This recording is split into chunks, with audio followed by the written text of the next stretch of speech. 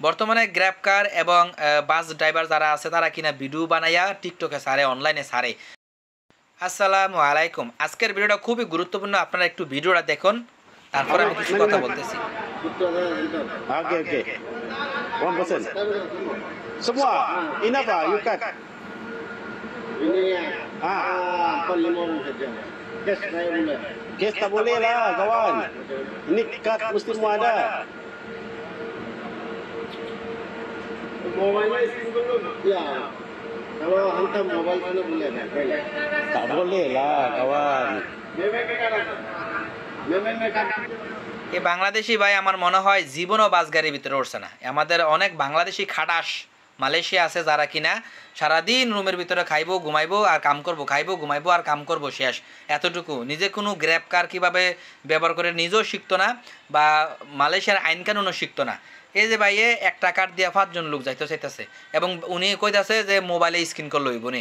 এরপর আরও কয় পিছের থেকে আরেক স্মার্ট বয় কয় ব্যাংক কার্ড আছে, ব্যাংক কার্ড দিয়ে লইব নি।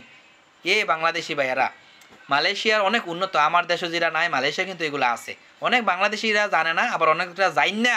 বাংলাদেশের ছুটু করার লাগে আমি মনে করি এই মানুষগুলা দেশের ছুটু করার লাগে এই ব্যবহারগুলা করে।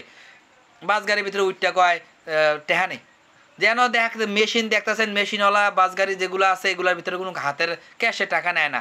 হাতে গোনা কিছু বাস গাড়ি এগুলো হলো হাতে ক্যাশে টাকা নেয়, আর যদি দূরফালার দূরের এগুলো তো অনলাইনে টিকিট কেটে লাগে, আবার অনেক সময় কাউন্টারে যায় কাটা যায়। যাই হোক, এগুলো একটু মাইনাস চলবেন, দেশের ভাবমূর্তি যাতে নষ্ট না হয়। এরপরে আরেকটা সমস্যা হয়, অনেক সময় কার্ডের মধ্যে টাকা থাকে না, তো অনেকে জানেও না যে কীভাবে চেক করব।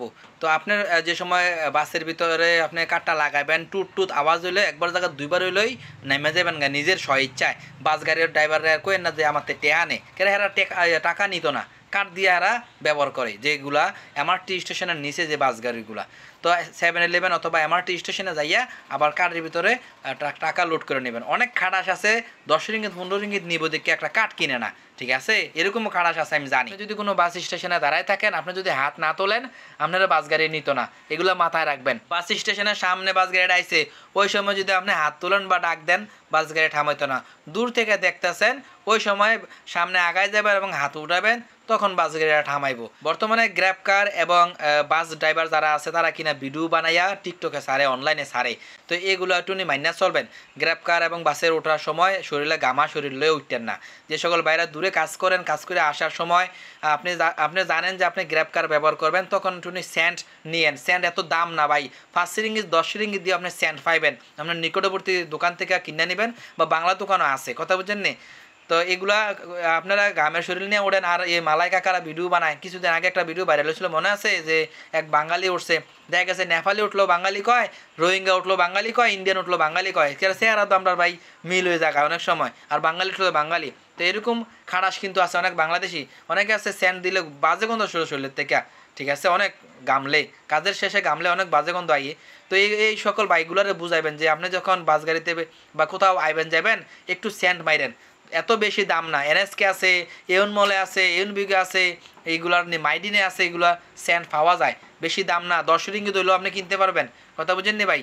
যাই হোক, তো দেশের ভাবমূর্তি নষ্ট হইতো না। এরপর আছে গ্র্যাব কারের সামনে বসে বেল লাগায় না, এমন খারাপ বাংলাদেশি আছে। যে সময় গ্র্যাব কার ব্যবহার করবেন, যে সামনে বইব তারা করবেন গ্র্যাব বেলটা লাগাইতো না, 300 রিঙ্গিত জরিমানা। এদিকেও কিন্তু একটা মালাই কাকা আছে, একটা বাঙালি মালায়ু আবাং আছে, তারা ভিডিও বানায় টিকটকে অনলাইনে দেয়, ঠিক আছে?